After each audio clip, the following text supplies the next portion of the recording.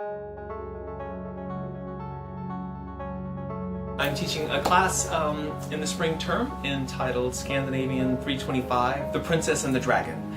This is a class that looks at Scandinavian folklore and world mythology through basically several different lenses and trying to incorporate old legends and fairy tales into sort of modern fantasy fiction.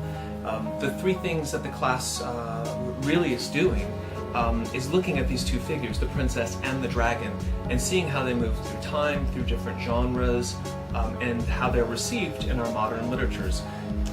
First, Jakob Grimm had this idea that fairy tale was the detritus of myth, like the shedded skin of myth. And we're going to kind of explore that idea about what differentiates the fairy tale from the mythic and what is its relation. And that's the first sort of stage of the course. Theoretically. And then the second one is looking at the story of Cinderella, especially as it was seen by the great American folklorist Alan Dundas. And there is fantastic because you get the quintessential princess story, although there's no dragons, we're going to merge them later. But there's over 700 different variations of the Cinderella story, and we're going to look at some of those iterations and variations. And then finally, the third thing that is sort of promoting the course idea behind the course is J.R.R. Tolkien's notion of fairy, which is a little bit different than the way most theorists and scholars define fairy, but one that I'm very much enraptured by.